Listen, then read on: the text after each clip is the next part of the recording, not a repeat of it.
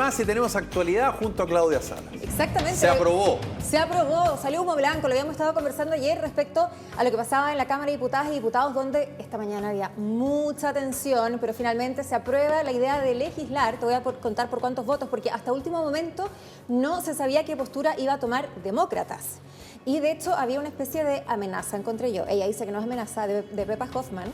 La secretaria general de la UDI. Exacto, que ella dice que iba a haber algún efecto, sí o sí, si es que Demócratas votaba a favor de la idea de legislar, si es que querían hacer un pacto de cara a las futuras elecciones. Sí. Y dijo, Jimena Rincón es una mujer muy inteligente que sabe que los actos tienen consecuencias. Senadora y presidenta de Demócratas. O sea, yo encuentro que no da. Pero bueno, Demócratas votó a favor y finalmente la cosa termina así. 84 votos a favor, 64 en contra y 3 abstenciones. Yo les decía que acá Perdón, ¿te puedo interrumpir brevemente? Sí, me obvio. cargan los diputados que se abstienen. Nada más Te quería carga, decir. ya. O votáis a favor o votáis en contra, pero eso de abstenerse, córtenla. Ahora yo sé que tiene un sentido, ¿ah? Sí, pues obvio, también es una Tiene un señal sentido, política, pero- obvio. Bueno, obviamente que hay un acuerdo sobre la idea de legislar, pero no sobre la fórmula, porque de hecho hoy Exacto. día exponían, incluso desde la oposición decían, a ver, la gente está esperando mucho, si esto no se aprueba, va a pasar como con la reforma tributaria y vamos a tener que esperar un año más para volver a hablar de pensiones. Exactamente. Entonces, lo que aprueban es la idea de legislar, sin embargo, no estarían de acuerdo con la fórmula presentada del 3 y 3, y muchos quieren que obviamente todo lo recaudado se vaya a las cuentas a nuestras cuentas individuales.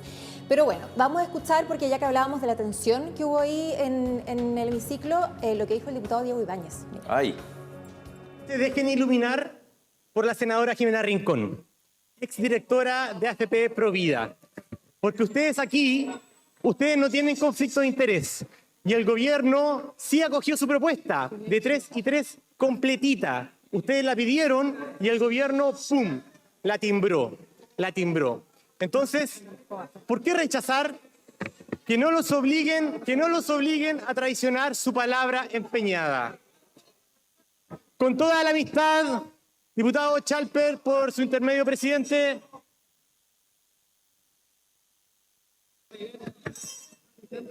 Es un discurso por un discurso. Orden en la sala, por favor.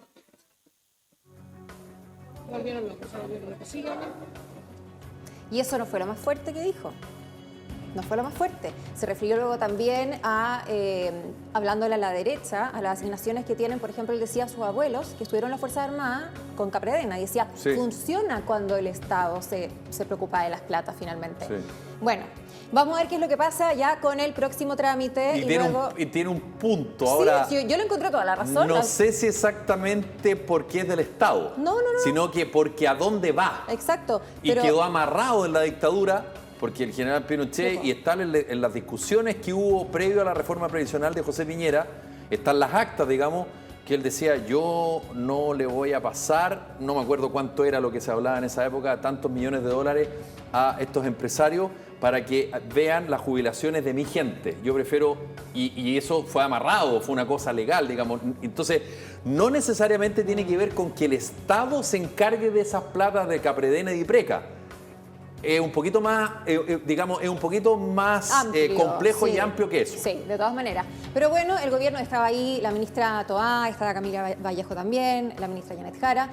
Celebraban, por supuesto, esta mini victoria, pero la verdad que cantar victoria todavía no se puede. Antes de ir con los números, te quiero agregar algo, porque pasa al Senado, Sí. pero el próximo miércoles entran en receso. ¿Cómo dirán ustedes, estos gallos? ¿No en receso? Sí, pues si el próximo Sí, miércoles es pues, 31 de febrero, enero. obvio. ¿O no? 31 de enero es miércoles, ¿no? Claro, y el jueves Yo 1 de ya febrero. no, hasta es que a esta altura Sí, no pero- me sé los días, pero entonces, sabemos que pero- hay receso legislativo en febrero. Pero hay algunas cositas. Primero, ¿quién va a ser el presidente de la Comisión del Trabajo del Senado? El UDI Iván Moreira. ¿Por qué lo digo? Porque ustedes muy bien saben que independiente de la urgencia que le ponga el gobierno a cualquier proyecto, depende mucho del presidente de la comisión en qué lugar de la tabla lo pone y qué tanta rapidez le va a poner justamente a su discusión. Tal cual. Segundo, en la Comisión de Hacienda la va a presidir el senador de Renovación Nacional, José García Rubinot. ¿Y quién entra a esa comisión por cambio? Porque esto es en marzo. Esto es en marzo. Hay cambios. Entra Felipe Kast, pero ese no es el nombre más importante. ¿Saben quién entra a esa comisión? ¿Quién? La presidenta de Demócratas, la senadora Jimena Rincón. Y para terminar, Son 50 y 50 los votos que tiene la oposición y el oficialismo en el Senado, por lo tanto no tiene cómo que pase el 3 y 3. No. Porque el oficialismo necesita al menos un voto de la oposición y además cuadrar a la senadora independiente Fabiola Campillay, Karim Bianchi y las bancadas no alineadas como la Democracia Cristiana y Demócratas. O sea, en buena onda el gobierno tiene harto que estudiar y preparar Sí. de aquí a marzo. De todas maneras. Bueno, vamos a seguir avanzando porque también nos preocupa lo que piensen ustedes respecto a todo este tema, que hoy el debate está en manos de los parlamentarios, pero nos afecta a todos. Y la encuesta Data Influye menciona que un 38% preferiría que la cotización extra se destinara a la cuenta individual. Habían 5 alternativas diferentes y las respuestas se distribuyeron de manera más o menos pareja. En cuanto al sistema que administra sus fondos, el 26% dijo que le gustaría que fuera un fondo solidario, mientras que el 24% prefiere que sean inexpropiables y heredables. El 32% manifestó que optarían por que los fondos, donde estén, aumenten la pensión mensual o que tengan rentabilidad independiente de quien los administre. Solo un 18% prefiere optar porque sea cada persona la que escoja el ente administrador, ya sea público o sea privado. Esos son los datos de la encuesta Data Influye. Tenemos también, respecto, en otro tema, pero la misma encuesta, seguridad pública, que es un tema que se ha tomado la agenda, Sí. yo creo que todo el último año, pero sobre todo en los últimos 10 días, donde hemos tenido una cifra récord de homicidio. Lo mencionaba también Claudio Rego, que había mucha preocupación al respecto. Se dieron a conocer los resultados con el análisis de 1.377 casos para 192 comunas. Lo más importante es la sensación de inseguridad que se percibe en las calles. Pregunta sobre el Ministerio de Seguridad Pública. ¿Cuán prioritario es o no para usted la creación e instalación de este nuevo ministerio? Claro, y ahí estamos viendo en la gráfica azul el 55% que dice que es prioritario y urgente la creación del Ministerio de Seguridad Pública que permita combatir de mejor manera la delincuencia. Luego, si perciben que algún tema o situación pueda debilitar políticamente al actual gobierno, la respuesta fue clara. Al 43% le urge que el gobierno trabaje en combatir la delincuencia, mientras que el 15% piensa que los delitos de corrupción los afecta en su imagen. A mí me llama mucho la atención, y esto lo he hablado con Axel Callis, que es director de Data Influye, respecto a la separación que se hace de delincuencia y violencia criminal con delitos de corrupción. Sí. Porque uno perfectamente bien podría decir que es como parecido, primo hermano, pegan el palo, pero no, se hace una diferenciación. Y si así fuera, 43 más 15 es 58. O sea, se llevaría, porque los dos primeros suman 58%, que es una brutalidad, digamos. Sí, bueno, y tenemos la situación migratoria también, el manejo del orden público. Y fíjate que se publicó Perdona, el informe... y situación migratoria también tiene que ver un poquito con Obvio, el tema, po. ¿cachai? Sí, Entonces po. al final se lleva todo. Sí. Bueno, les decía que hay un informe de homicidios en Chile. 3,2 asesinatos por 100.000 habitantes, un 3% de disminución el primer semestre del 2023 comparado al mismo periodo del año anterior. No es para salir a celebrar, estamos hablando de 18 homicidios menos, o sea, no hay un quiebre real técnico Sí. al alza, y además que estamos hablando del primer semestre del año pasado, partimos pésimo el 2024, entonces para celebrar no es, está bueno que sí se tenga al menos un registro exacto de lo que está pasando en nuestro país, porque la situación es cada día más urgente y también más compleja. Y además, lo que tú dices, se parte muy mal el año 2024 y además, de verdad, con delitos que son aún más violentos. Y eso... crimen organizado, ya no es solamente el que te roba el celular en la calle, que pasa todos los días a todo el mundo, lamentablemente, pero crimen organizado. O sea, el fin de semana lo vimos, una persona que está durmiendo en la calle y lo matan a puñaladas, Sí, claro. gente que la matan a golpe. No, sí, es tremendo. Bueno, hablábamos de la migración. Hay preocupación en el fiscal de Tarapacá, que dice que hay un tema descontrolado en el paso de Colchane que va hacia Bolivia, porque dice que desde las 6 de la tarde ya no hay personal para que esté apostado ahí y que la gente entra como Pedro por su casa. Sí, porque hay horario de oficina. Horario de oficina. Bueno, sin control De 8:30 a ICM. 6:30. Exacto, y el ministro, o sea, el subsecretario Monsalve le explica, fue un poco medio pasivo-agresiva la explicación de ayer, como yo no sé si sabe, ojalá que sepa que la gente que entra ilegalmente al país lo hace por pasos ilegales y no lo hace por la aduana o por los pasos fronterizos habilitados, ¿cierto? O sea, lo hace por todos lados, digamos, yo le diría al subsecretario Monsalve. Claro, pero de todas maneras, lo que pide acá el fiscal de Tarapacá es que haya control las 24 horas del día, y a mí me parece sensato, independiente de que no esté habilitado en la noche. Monsalve señala que, bueno, es algo que se tiene que estudiar, pero por otro lado, la ministra Carolina Toá también se ha pronunciado en este caso, y la verdad es que no se sabe qué es lo que se puede hacer todavía. Esto implica recursos, obviamente. Ahora, sabemos que no hay personal suficiente de la Policía de Sí. Investigaciones, por ejemplo. Pero acá de nuevo caemos en el problema de depende de dónde yo estoy parado.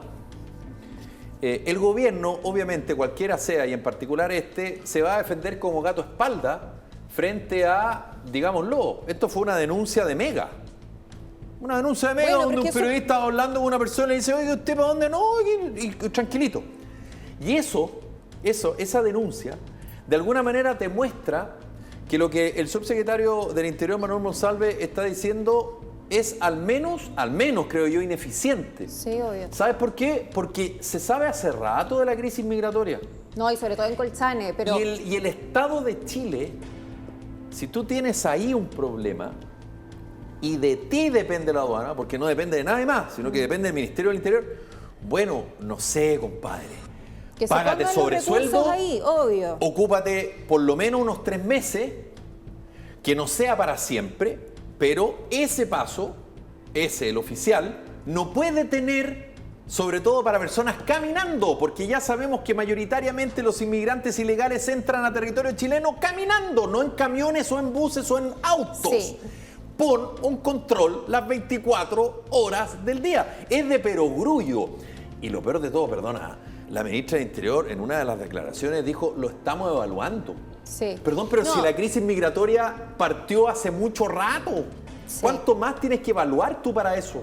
Sí, pero sí hay una autocrítica. La ministra Carolina Toá menciona que es necesario ir mucho más allá, porque en algunas fronteras que son más complejas que otras, y sobre todo en ciertas temporadas del año, la cantidad de público que intenta ingresar no alcanza a ser atendida en el horario en que está abierto el servicio. Eso sí, para los que intentan ingresar de manera legal. Ahora, yo creo que hay que atender lo que dice el fiscal de todas maneras. Él lo dice en una entrevista en Radio Universo. Lo decíamos, el subsecretario Monsalve se pronunció al respecto, pero vamos a ver qué es lo que pasa en ese sentido.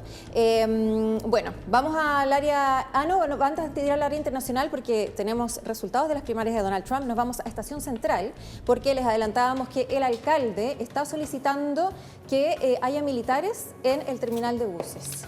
Y, ¿sabes qué? Quienes usamos buses o hemos ido al terminal de buses, sabemos que es una zona súper compleja, que hay robo de maletas, bueno, de carteras, de enseres en general.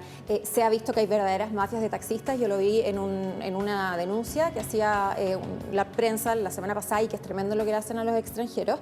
Y bueno, esto tiene que ver por una respuesta a una reciente exposición de actividades delictivas por parte de bandas organizadas reveladas por un reportaje de Tele 13 que evidenció asaltos a turistas en los alrededores de terminales de buses de Santiago, ubicados precisamente en Estación Central. Entonces, ¿cuál es la idea? Que esto se pueda poner en la categoría de infraestructura crítica, y no solamente para Estación Central, sino para toda la región y las personas que transiten por ahí.